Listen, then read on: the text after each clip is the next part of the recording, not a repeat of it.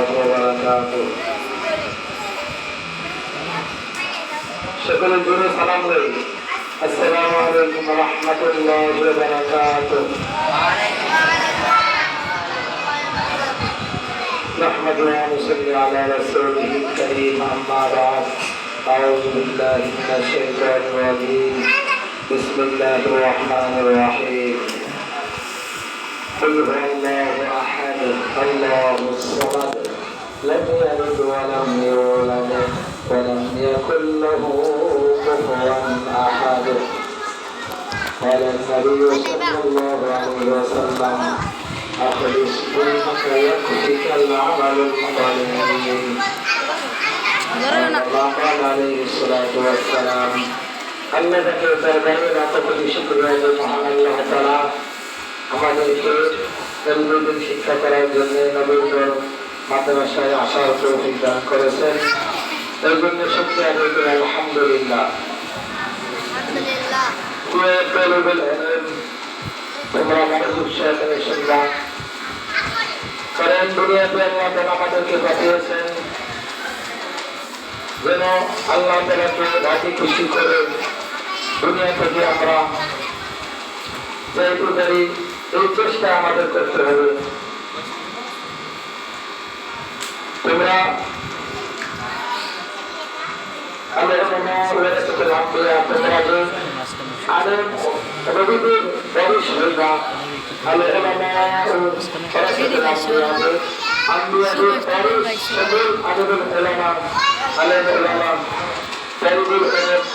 কারণ তোমাদের থেকে আল্লাহ তাআলা পরীক্ষা নেওয়া ছাড়া আল্লাহ তাআলা তোমাদেরকে হাফেজ আলেম বানাবেন না।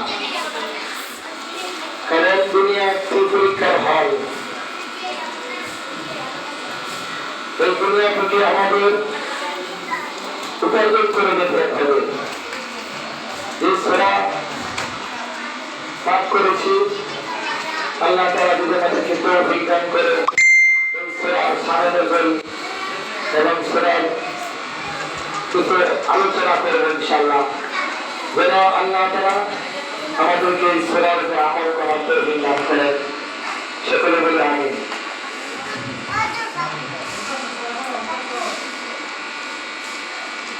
আমাদের আকাদের আবু আব্দুল্লাহ আন্দলুসি একজন আল্লাহর ওলি ছিলেন। দেখো সামান্য বিষয়ের জন্য আল্লাহ তাআলা তাকে কত কঠিন পরীক্ষা করেছেন। তিনি 40,000 মুরিদকে নিয়ে হজ করার জন্য যাচ্ছেন। হঠাৎ করে তিনি বললেন তার মুরিদদেরকে, তোমরা আমাকে কোন রাস্তা দিয়ে নিয়ে যাচ্ছ যেখানে আমি গির্জা শুধু গির্জা দেখছি, কিছুক্ষণ পর পরে গির্জা দেখতে পাচ্ছি। এই সফরের মতো বাজার আব্দুল কাদের, এই সফরের মতো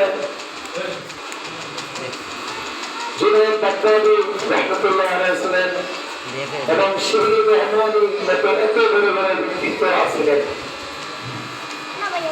তখন আল্লাহ তাআলার পরীক্ষা আবু আব্দুল্লাহ আন্দলুসির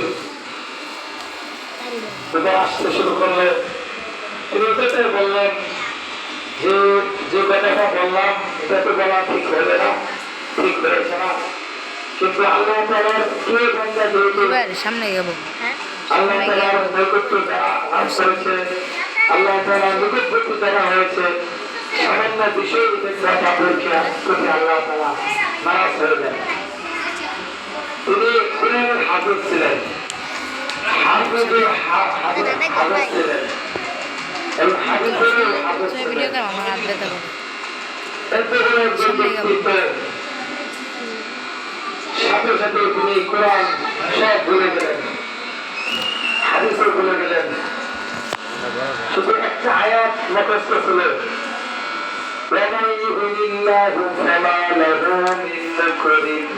শুধু এই আয়াতটাই মুখস্থ আছে। আল্লাহ তাআলা যাকে লাঞ্ছিত করতে চান, তাকে সম্মানিত করার মতো আর কেউ নেই। এই আয়াতটাই শুধু মুখস্থ আছে। সামনে হাঁটলেন, দেখলেন কিছু খ্রিস্টান মেয়েরা তারা সুর চড়াইতেছে। তার পরিবারকে বললেন তোমরা হজে যাও, চলে যাও, আমি হজে যাব না, আমি ওই মেয়েকে বিবাহ করব। মেয়ে যখন তার বাবাকে জানালো, তার বাবা আসলে আসার পর বলতেছে দেখলে হুজুর, তারা তো খ্রিস্টান, এই হুজুরকে জিজ্ঞাসা করছে আবু আব্দুল্লাহ বলেছে যে আপনি কি মুসলমান? হ্যাঁ আমি মুসলিম। সে কি পরিচয় দিল? মুসলমান, মুসলিম। মুসলমানের সাথে আমার মেয়েকে বিবাহ দেবে না, দেবে না, কেন আপনার মেয়েকে আমি বিবাহ করবো। তখন বলছে ঠিক আছে, তাহলে তুমি আমার এই সুরগুলো চড়াইবা, দেখি তুমি কেমন সুর চড়াইতে পারো, তারপরে তোমার কাছে কি করবো, আমার মেয়েকে বিবাহ দিব। তিনি সব কিছু নামাজ রোজা সব ছেড়ে এই সুরের সাথে থাকেন এবং সেই সুর চড়াইতে শুরু করলেন। অন্যদিকে ৪০,০০০ কাফেলা, তারা তো পরেশান হয়ে গেলেন। কি সর্বনাশ, আমাদের বিশ্বাস, তিনি তো লাইন থেকে সঠিক রাস্তা থেকে দূরে সরে গেলেন। জুনাইদ বাগদাদী রহমতুল্লাহ আলাইহি মসজিদে গেলেন। শিবলি রহমান রহমতুল্লাহ আলাইহি তিনি এক মসজিদে ইতিকাফে বসলেন। সারা রাত ধরে আল্লাহর কাছে কাঁদেন এবং নফল রোজা রেখে কাঁদতে শুরু করলেন। বললেন যে হায় আল্লাহ, আমাদের বিশ্বাস, যার হাতে হাজার হাজার মানুষ হাত ধরে দিন ইসলাম পাইতেছে, সঠিক রাস্তার উপর চলতেছে, আজকে তার এই অবস্থা। হঠাৎ করে দেখেন রাতের তাহাজ্জুদের নামাজের সময় ওই মসজিদের সামনে পুকুর, সেই পুকুরের মাঝে গিয়ে সাঁতরাইতেছে। শিবলি রহমান রহমতুল্লাহ আলাইহি তিনি দেখলেন তিনার উস্তাদ আবু আব্দুল্লাহ উন্দুলুসি। তখন তাকে গোসল করাইলেন এবং আবু আব্দুল্লাহ উন্দুলুসি রহমতুল্লাহ আলাইহি তিনি বললেন, এই নোমান শোনো, আমি তো সব কিছু ভুলে গিয়েছি, আমি তো এই কোরআন হাদিস যা কিছু ছিল সব ভুলে গিয়েছি, শুধু একটা আয়াত আমার মুখস্থ আছে,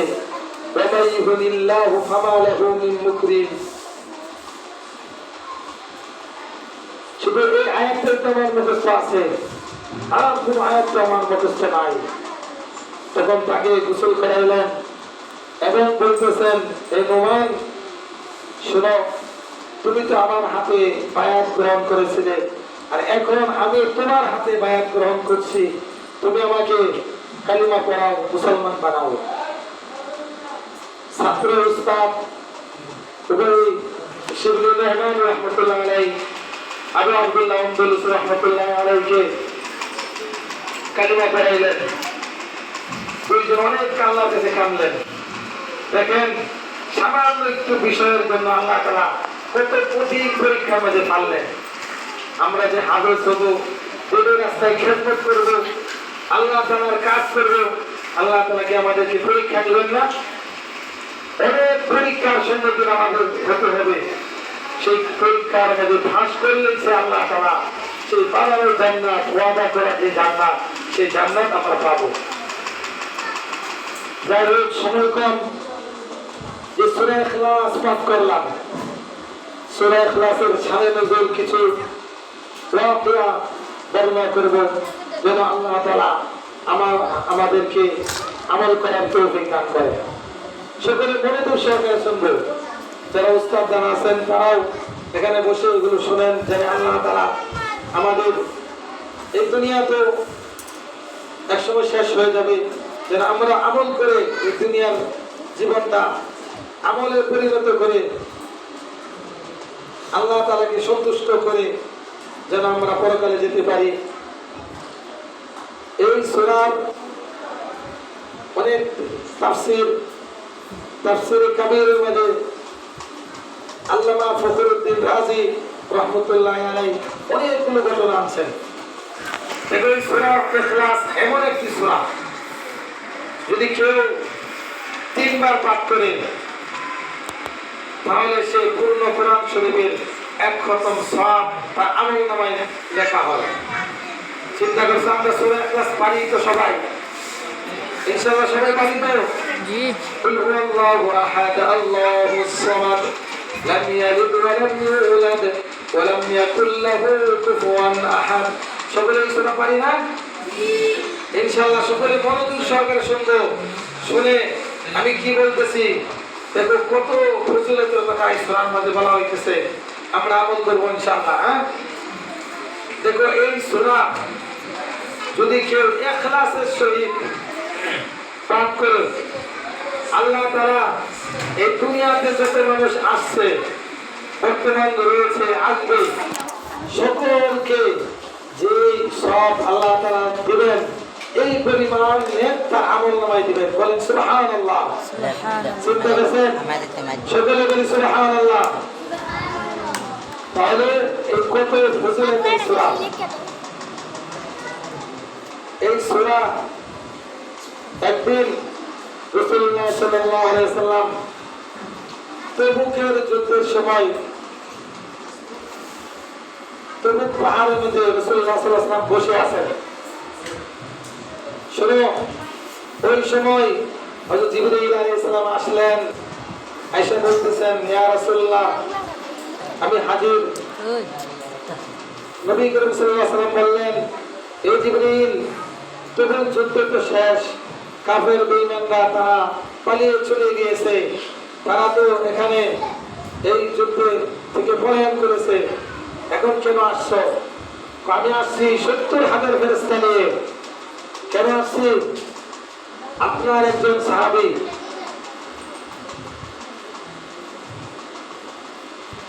মুআবিয়া বিন মুআবিয়া রাদিয়াল্লাহু তাআলা আনহু, হযরত মুআবিয়ার মাগফিরাত কামনার জন্য আমি এখানে আসছি। তার জন্য 70,000 ফেরেশতা তার মাগফিরাত কামনা করছে। তখন ইয়া রাসূলুল্লাহ, নবী করিম সাল্লাল্লাহু আলাইহি ওয়াসাল্লাম বললেন, আমার মুআবিয়া সে কি আমল করেছে এই জন্য তার জন্য 70,000 ফেরেশতা মাগফিরাতের দোয়া করছে।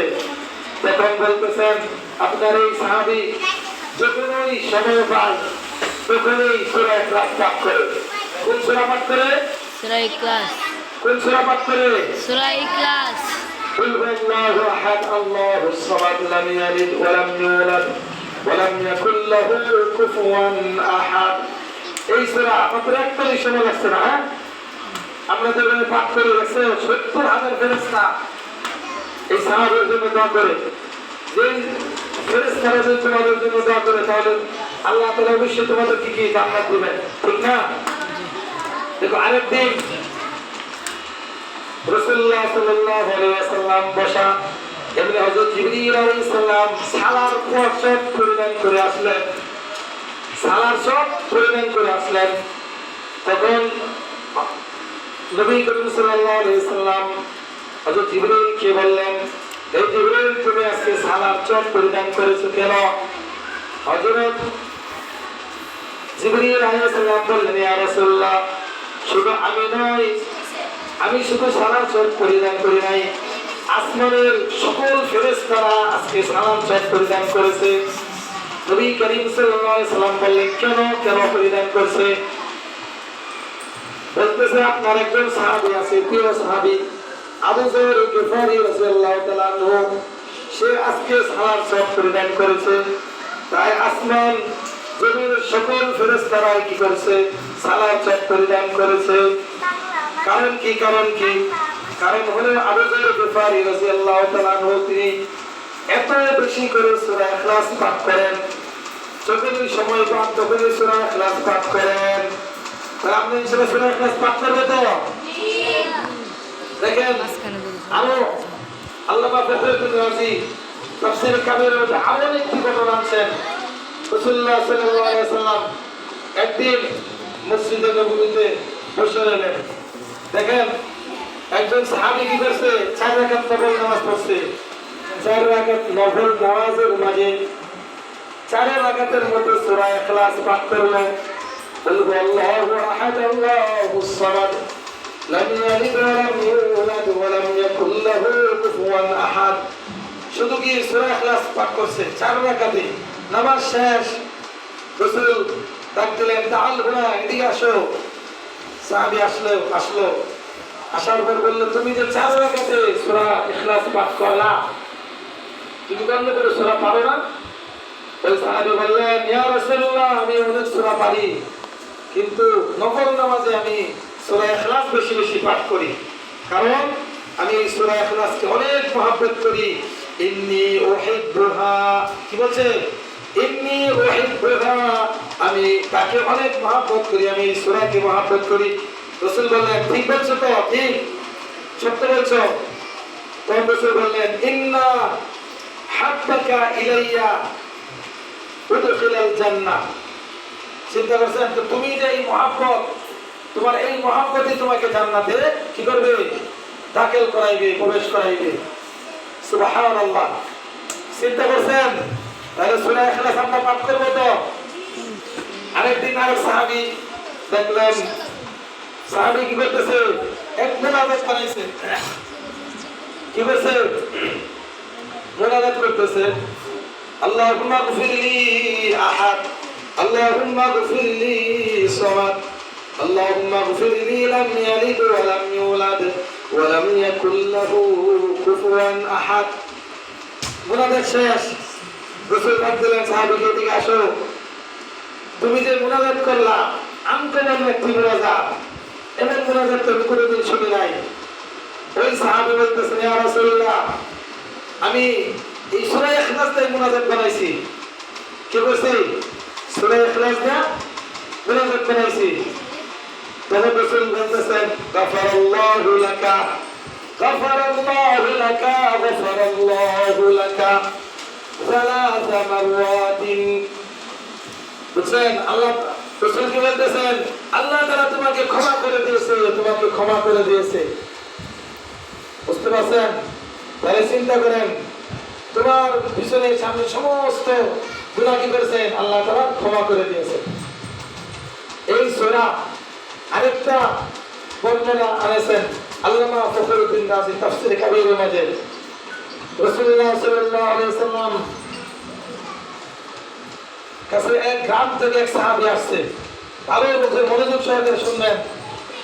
আয়েশা বলতেছে, ইয়া রাসূলুল্লাহ, আমি অনেক উপার্জন করি, আমার সংসারের মাঝে কোনো বরকত নাই, এত অভাব হুজুর, অনেক পেরেশান অস্থির আমরা, আমার সংসারের মধ্যে কোনো বরকত পাচ্ছি না, অনেক অভাবে দিন কাটাচ্ছি। রাসূলুল্লাহ সাল্লাল্লাহু আলাইহি ওয়াসাল্লাম বললেন, ঠিক আছে, তোমাকে একটা আমল শিখিয়ে দেই, এই আমলটি করবা, কিছুদিন পর আবার আমার কাছে এই হাল তোমার অবস্থা আমাকে জানাইবা। আমল কি? আমল হলো তুমি সূরা ইখলাসের বেশি বেশি সূরা ইখলাস পাঠ করবা। যখন তুমি ঘরে প্রবেশ করবা, আসসালামু আলাইকুম ওয়া রাহমাতুল্লাহ সালাম দিয়ে ঘরে প্রবেশ করবা। ঘরে প্রবেশ করার পর সূরা ইখলাস পাঠ করবা। যখন তুমি কোনো দিকে যাইবা, তখন সফরের দোয়া পড়বা, পরে সূরা ইখলাস পাঠ করবা। এক কথায় সর্বদাই তুমি সূরা ইখলাস পাঠ করবা। এই সাহাবী এই আমলকে এত গুরুত্বের সাথে গ্রহণ করেছে, তিনি দেশে গেলেন। যাওয়ার পর তিনি সূরা ইখলাসের আমল করতে শুরু করলেন। কিছুদিন পর যখন হঠাৎ করে রাসূলের সামনে পড়লো, ওই সাহাবীকে বললেন, ইয়া রাসূলুল্লাহ, নবী করিম সাল্লাল্লাহু আলাইহি ওয়াসাল্লাম বললেন, তুমি এই অমুক সাহাবী না যে তুমি আমার কাছে আমলের জন্য গিয়েছিলা, তোমাকে সূরা ইখলাস আমল করতে বলেছিলাম। তখন সাহাবী বলল, ইয়া রাসূলুল্লাহ, ফাদাল মাল ইয়া রাসূলুল্লাহ। কি বললেন? ইয়া রাসূলুল্লাহ, আমার মাল উসকে উঠতেছে, আমার মাল এত বৃদ্ধি পেয়েছে যে সে মাল দেখাশোনার কারণে এত আমি ব্যস্ত হয়েছি যে আপনার সাথে সাক্ষাৎ করব এই সময়টা পর্যন্ত আমার কাছে নাই, এত মাল হয়েছে। আমার যে 5টা গরু ছিল এখন 30টা 40টা গরু হয়ে গেছে, মুরগি কিছু মুরগি ছিল আর এখন অগণিত মুরগি হয়ে গেছে, বুঝছো? তাহলে চিন্তা করছেন সূরা ইখলাস যদি আমরা আমল করতে পারি ইনশাআল্লাহ আল্লাহ তাআলা বরকত দিবেন। কারণ সেই রিজিকের জন্য আমরা কত পেরেশান আমরা রিজিকের জন্য, আমরা কত অস্থির, পায়ের ঘাম মাথায় ফেলছি, কত পেরেশান হচ্ছি, হাড় ভাঙা মেহনত করছি। এই সে আল্লাহ তাআলাই তো আমাদের কি করেছেন, সৃষ্টি করেছেন। সে আল্লাহ তাআলা তো রিজিকের মালিক, হায়াতের মালিক, সম্মানের মালিক, ইজ্জতের মালিক, সব কিছুর মালিক তো আল্লাহ তাআলা। যদি সে আল্লাহ তাআলার গোলামি আমরা করতে পারি, আল্লাহ তাআলাকে এইভাবে ডাকতে পারি, পুরো জিন্দেগিটা একটাই আমলে পরিণত করতে পারি, তাহলে ইনশাআল্লাহ আল্লাহ তাআলা আমাদেরকে কোনো অভাবে ফেলবেন না ইনশাআল্লাহ। আমরা সকলে সূরা ইখলাসের আমল করব তো ইনশাআল্লাহ। হ্যাঁ, আমরা সবাই শুনতেছি তো ইনশাআল্লাহ। এখন থেকে ইনশাআল্লাহ আমল করা শুরু করব। তবে সূরা ইখলাসের ফজিলত কেন এই শানে নজর বলে শেষ করে দেব ইনশাআল্লাহ। হ্যাঁ, রাসূলুল্লাহ সাল্লাল্লাহু আলাইহি ওয়াসাল্লাম মসজিদে নববীতে নামাজ পড়তে যান। কাফের বেঈমানরা রাসূলকে বলে, হে মুহাম্মদ, তুমি তোমার আল্লাহ যে আছে সে আমাদের বংশের নাম কুরাইশ, অনেক বংশ, বনু হাশিম, কত বংশ আছে, আমাদের পিতা মাতা আছে, তোমার আল্লাহ কি বাপ নাই? কেমন কষ্ট করে। তখন রাসূল তাকে ধমক দিয়ে সরিয়ে দিলেন। ফেরত দিন আবার রাস্তায় দাঁড়িয়েছে, দাঁড়িয়ে বলতেছে, তোমার আল্লাহর বাপের নাম কি, বংশের নাম কি, আল্লাহ তাআলা কিসের তৈরি? চিন্তা করছো? কাফের বেঈমান এদের তো খালি শয়তানি বুদ্ধি, এগুলো কষ্ট করতেছে। রাসূল আল্লাহর কাছে ফরিয়াদ করলেন, আল্লাহ তুমি এদেরকে উপযুক্ত জবাব দাও। কারণ তোমরা দেখো আল্লাহ তাআলা কেমন, তোকে কথা বলতেছি, আল্লাহ তাআলা শক্তি দিয়েছে, ঠিক না? আল্লাহ তাআলা কত শক্তি দেয়। ইন্নাল্লাহ আলা কুল্লি শাইইন কাদির, নিশ্চয় আল্লাহ তাআলা কি পরাক্রমশালী, অনেক শক্তিশালী। যে আল্লাহ তাআলা আমাদেরকে রিজিক দিচ্ছেন, দেখো আসমান জমিন সব কিছু খুঁটি ছাড়া আল্লাহ তাআলা কি করছেন, দাঁড় করে রাখছেন। আল্লাহ তাআলা আমাদেরকে হায়াত দিয়েছেন, আবার মৃত্যু দিবেন। দেখছো আমাদের সামনে কত বড় বড় আল্লাহ তাআলা মাঝে মাঝে ক্ষুদ্র প্রকাশ করেন, সূর্য গ্রহণ, কত এগুলো আমরা দেখতেছি না? আল্লাহ তাআলা সৃষ্টি নিয়ে কি করবা, চিন্তা করবা যে আল্লাহ তাআলা আমাকে রিজিক দিচ্ছে, আল্লাহ তাআলা আমাদেরকে হায়াত দিচ্ছেন, কথা বলার সুযোগ দিচ্ছেন, চক্ষু দিচ্ছেন, কান দিচ্ছেন, এগুলো নিয়ে কি করবা, গবেষণা করবা। তোমার ঈমান কি হবে, মজবুত হবে, তোমার ঈমান তাজা হবে, আল্লাহ তাআলার ভয় তোমার অন্তরে ঢুকবে। শোনো, হঠাৎ হযরত জিবরাইল আলাইহিস সালাম আসলেন। আয়েশা, ইয়া রাসূলুল্লাহ, আল্লাহ তাআলা এই সূরা ইখলাস নিয়ে এসেছি, আল্লাহ তাআলা এই সূরা ইখলাসের মধ্যে ধাপ ভাঙা জবাব দিয়েছেন। কি বলেছেন দেখো? কুল হুয়াল্লাহু আহাদ, হে নবী আপনি বলে দেন আল্লাহ তাআলা এক। কুল হুয়াল্লাহু আহাদ আল্লাহুস সামাদ, আল্লাহ তাআলা কি স্বয়ং সম্পূর্ণ। আল্লাহ তাআলা এমন এক যিনি কি স্বয়ং সম্পূর্ণ। দেখো আল্লাহ তাআলা এই দুনিয়া সব কিছু পরিচালনা করছেন। কোনদিন আল্লাহ তাআলার ক্লান্তি আসে না, কোনদিন আল্লাহ তাআলার কেন্দ্র আসে না, আল্লাহ তাআলার কোন দুর্বলতা অলসতা আসে না। আল্লাহ তাআলা তিনি কি আল্লাহুস সামাদ, আল্লাহ তাআলা স্বয়ং সম্পূর্ণ। বুঝছো তো? কাফের বেঈমানরা যে পূজা করে এই মূর্তি, এটা তো নিজের শরীরে একটা মাসি হয়, সে তাও সরাতে পারে না। হযরত ইব্রাহিম আলাইহিস সালামের জামানায় এক কাফের দরবারেতে আসলে বললো যে আমি কি করবো, হাজত সারবো, প্রস্রাব করবো, বাথরুমে দেখাই দিল।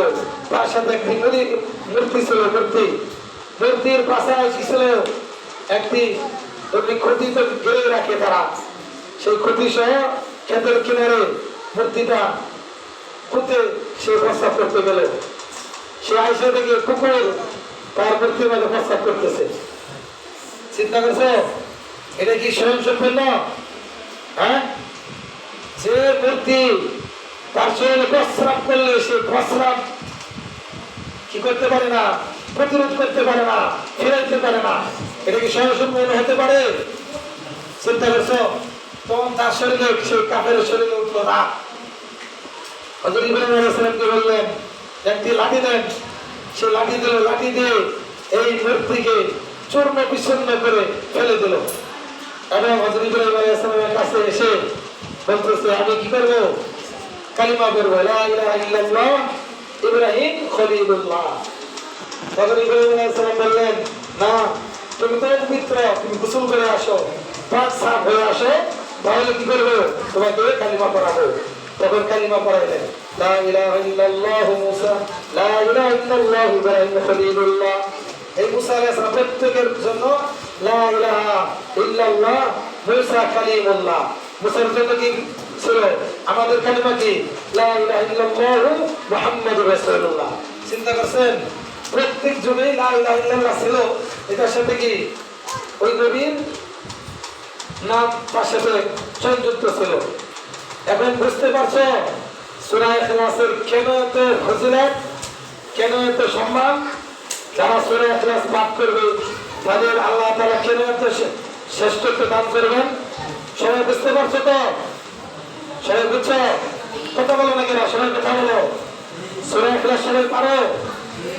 ইনশাআল্লাহ আমরা সকলে কি করবো? সূরা ইখলাসের উপর আমল করবো ইনশাআল্লাহ। এই ঘটনাগুলো আল্লামা ফখরুদ্দীন রাজি তাফসীর কাবীরের মধ্যে উল্লেখ করেছেন। কত সুন্দরভাবে দেখছো উল্লেখ করে কি করছেন?